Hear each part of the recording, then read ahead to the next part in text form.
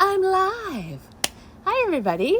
Happy Wellness Wednesday. Hello, hello. I hope you're having a lovely day wherever you are. Tell me where you are as you're joining, too, so I can see where you're tuning in from. And my goodness, I have so much to share today. Let me just check here. I think I got a little Slack message, but oops, I didn't. We're wrapping up our time in Florida, you guys. We're wrapping up our time. Hi, California. Hi, Alabama. I'm tuning in from Florida. Hi, New York.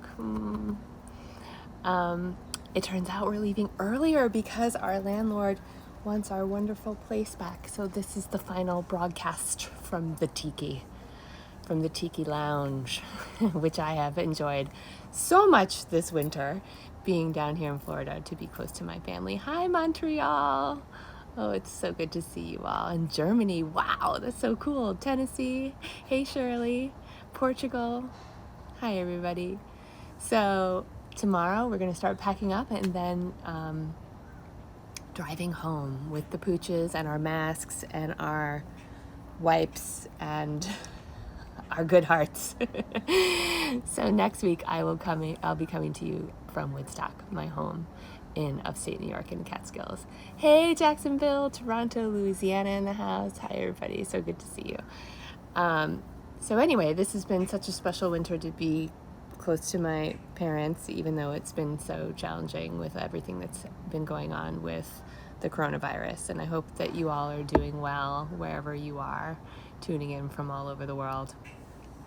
I was thinking today we would talk about an interview question that came up for me recently when I was chatting with my friend Robin, and the question that one of her community members was asking, oh, that's cute, asking me was how I define health. And that is just such a big question, but it's such a great question. I actually don't think anybody has ever asked me that question. And everything I do for my own personal practice and out in the world is about uplifting my health and other people's health. And so I was like, wow, that's a magical one. So here's what we're going to do. We're going to explore that question and my answer today. And I want to know how you define health too, because I bet you've got some great things to say about that. Hi, honey. We're all set. You don't have to say hi. He says hi from afar, checking in to make sure everything's working. Okay, so for me, health is about vitality, it's about energy, it's about happiness, it's about ease in my body, it's about feeling content as I come home to myself, which is a practice that I do day in and day out. It's about uplifting myself, and in doing so, making sure that I'm uplifting others and not only caring for my inner ecosystem, this beautiful inner terrain that works so symbiotically in balance to create some sort of Zen homeostasis that is always changing and growing and in flux, right? But to make sure that I am caring for this inner ecosystem, the rivers and lakes, the soil, the sky, the terrain, the beautiful planet inside of me, and also the planet at large, because we are siblings, right? So how I care for myself affects how I care for the planet. How I care for the planet affects my well-being. You all know that. You probably heard me say that before. And so that's the big meta answer, right? I want to feel good in my body. I want to take care of my heart. I want to feel that energy and that vitality regardless of what the medical report says. The medical report says I have stage 4 cancer, but I can still feel all of these wonderful feelings, right? I still have energy, vitality, still play my part, still practice self-care, because as you know, self-care is healthcare. It's the number one way to feeling better. But so on a practical term, in a practical way, because I think all of us can relate to what I'm just saying, that's how we want to feel. How do we get there? You know, what really determines those feelings, that energy, that vitality, so forth and so on, that ease and contentment in our bodies?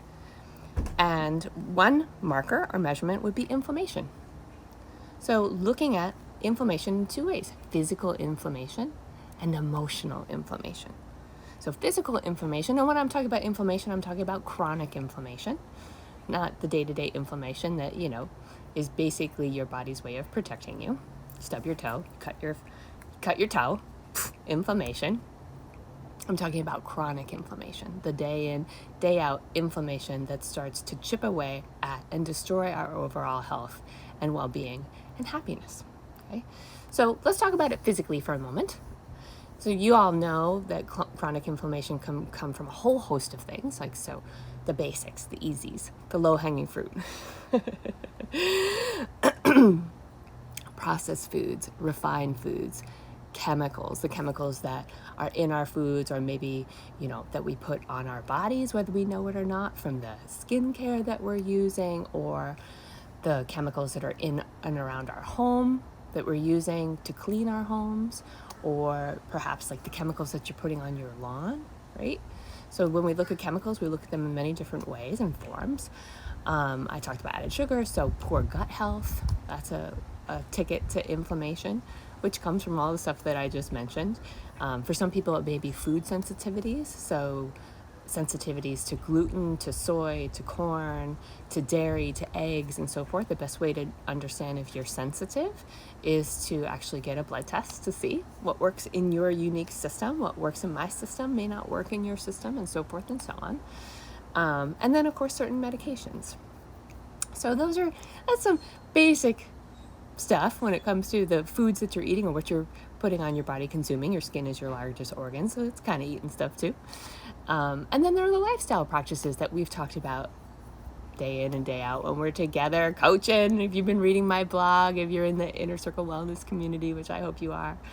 So that stuff is like, lack of sleep, lack of movement. We don't have to be tough on ourselves about these things, but if we take an inventory and we look at our lives over the course of a week, a month, 6 months, a year, how's our sleep going? Are we moving our bodies enough on a regular basis? And most importantly, what's our stress level all about? And we're going to talk about that in a minute. So those are some of the basic physical elements that would potentially lead to inflammation. I mentioned stress, so I want to pivot over to the emotional stuff while we have some time together, because that's to me, that's the stuff that's a little harder to tackle, but it's so key, because if we're not working on that, then sometimes all of the other healthy practices that we're putting so much time and energy and love into may not move the needle the way we want them to, right? But before we talk about emotions, the best way for you to just even get a marker of your inflammation levels is to look under the hood. You gotta look under the hood. You gotta look. See, you're a car just like me. You gotta take care of the vehicle. Look under the hood, see what's going on. Work with an integrative doctor who can look at your C-reactive protein and other inflammation markers to really understand how you're doing. Because if we don't get a baseline, then we really don't know what's going on. I mean, certainly you can get a sense if you're taking care of yourself and attending to the things that we just talked about and that we will continue to. But to really get that brass tacks information, you want to get a blood test. I'm just checking in. I needed this conversation today. Good. Yes, I am not in New York. I am in Florida still, but I am headed back to New York on Friday. Alrighty, so let's move on to the emotions.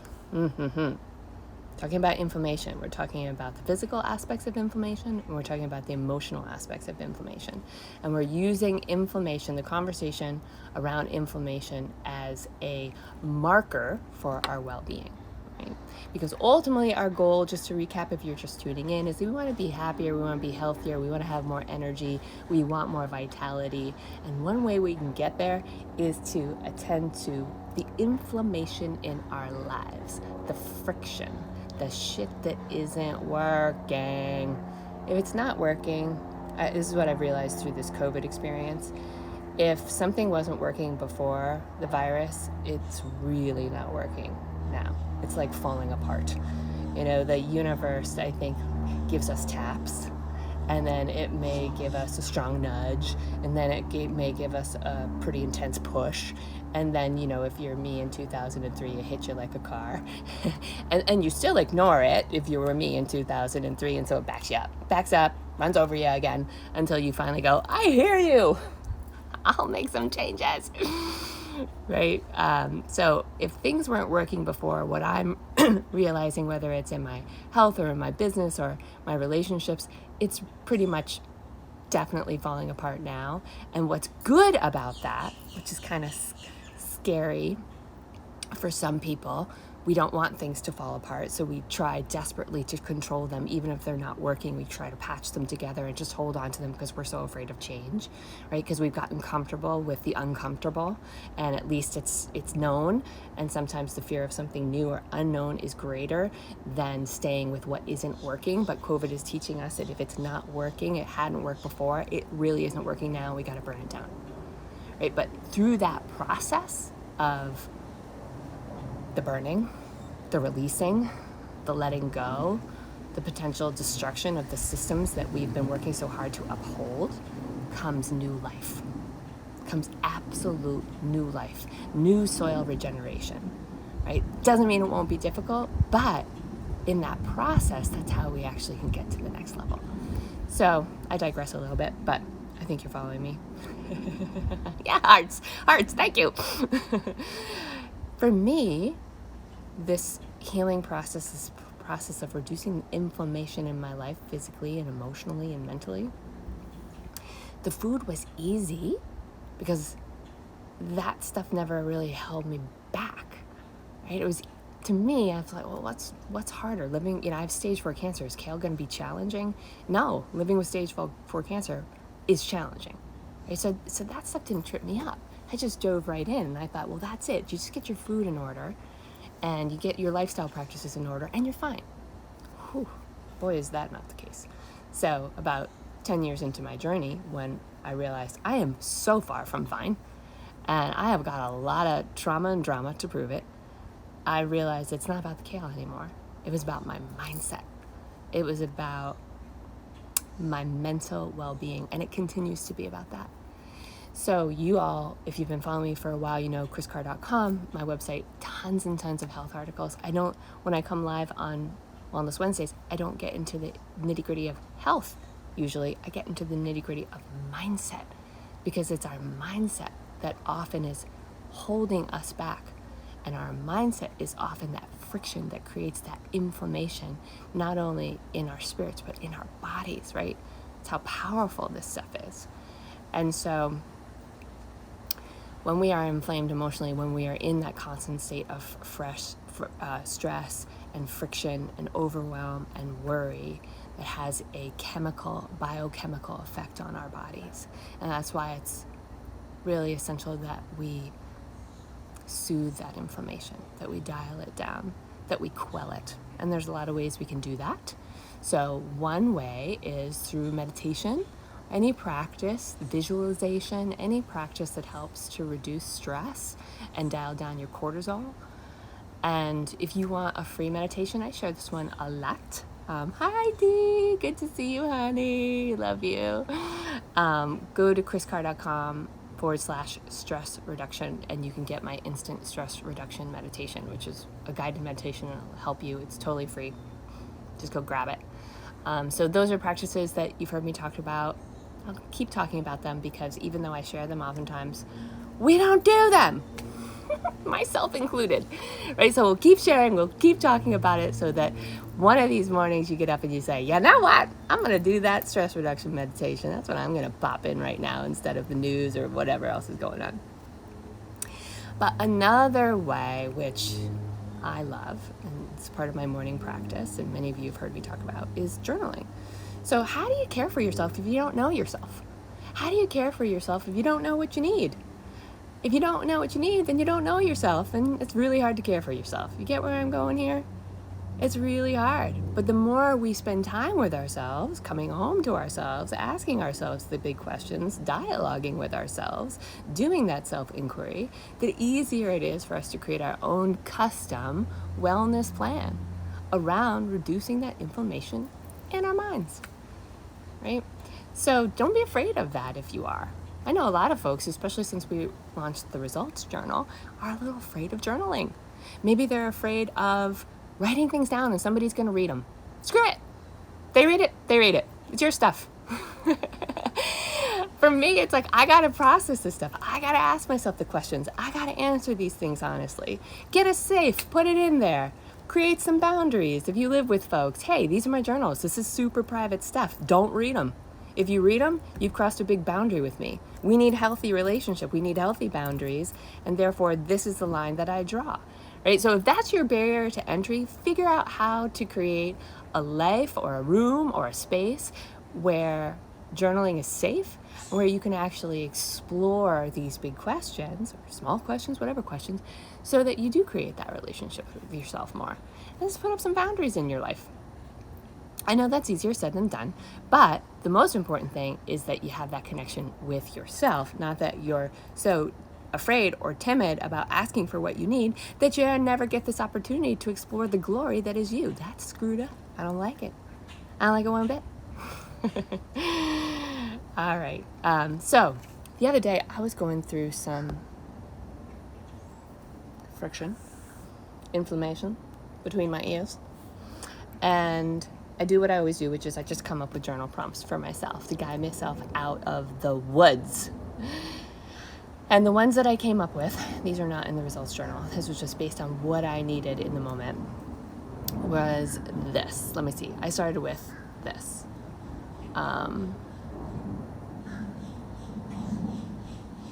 Sorry, I'm looking for what I started with. Okay, this is it. 3 questions. Hello, birds. Number 1 is, what do you need me to know today? What do you need me to know today? Just sitting with that, taking a deep breath before you start. Maybe you do that stress reduction meditation, which you can get for free at chriscarr.com/stress reduction. Then you write down, what do you need me to know today? And in that space, in the calm between the noise, that's when you tap into your inner wisdom and the divine guidance comes through, and you may be surprised what your hand starts to just free write. What do you need me to know today? So that's what I started with. And then the next question I asked myself was this, because what I needed to know on that particular day was I needed to just talk about my worries. I just was, kind of saying, this is what's stressing me out. This is what's getting under my skin. This is what I'm going through. Just get it out, brain dump. And then the next question is, what are you really worried about? What are you really worried about? And that word really, I had to put a little arrow in and add that word really worried about, because I was talking about some pretty low-hanging fruit stuff, but when I said really, then it came out. I'm worried about this, I'm worried about that. And all of the things that I was writing about were limiting beliefs.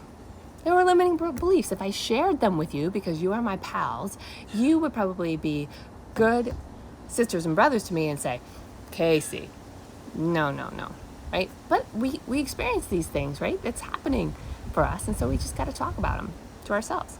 So what are you really worried about? Once I saw it on paper and I saw that these were limiting beliefs, it was so much easier to go, I see you, I know where you are, and I also know how to get myself to gently move myself out of this place.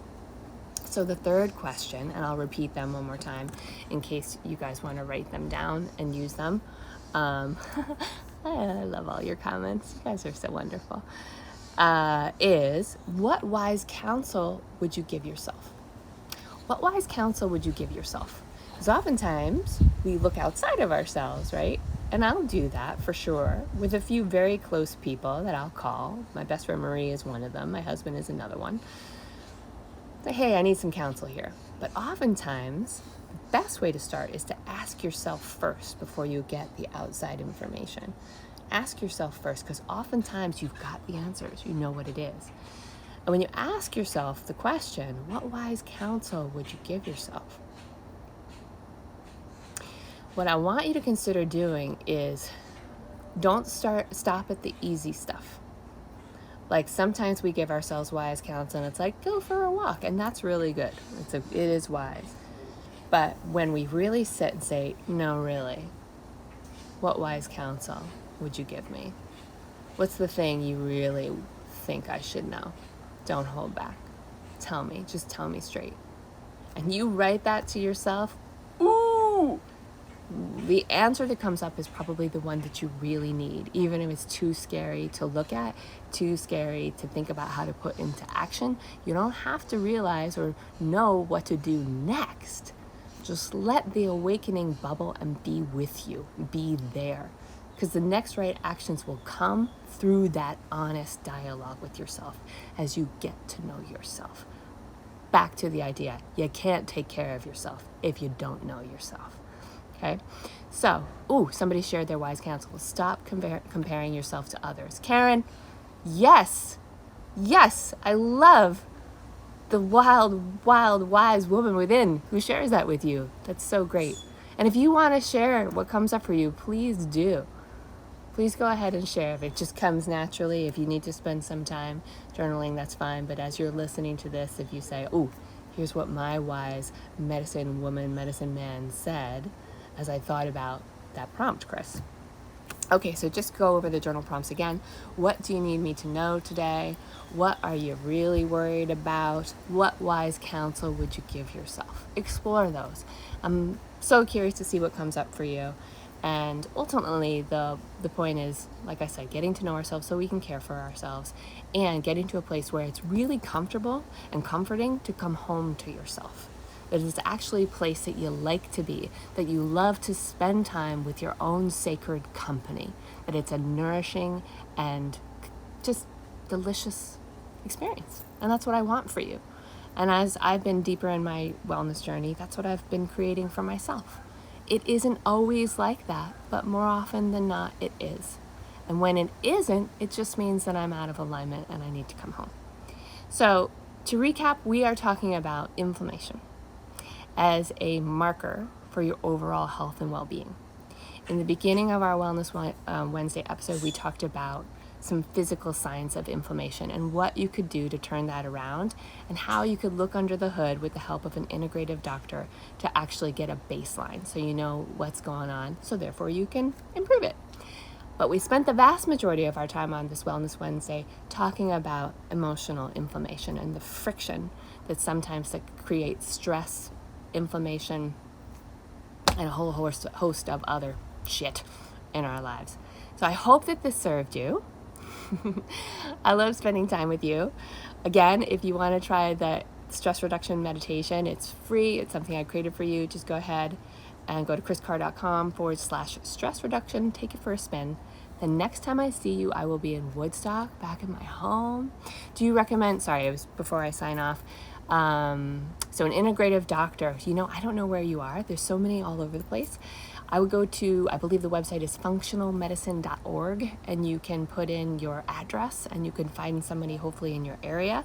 And then I like to look at reviews online, and also if you have a friend that's nearby who's been using an integrative doctor, or maybe even you're willing to travel 50 to 100 miles, whatever you need to do, because you're not necessarily going there all the time. This is somebody you might be checking in with once a quarter, just for maintenance, or twice a year. So finding somebody that you really trust would be great. So go ahead and check out that website. And what else can I tell you? I will be coming to you from Woodstock next week, thinking about talking about deodorant.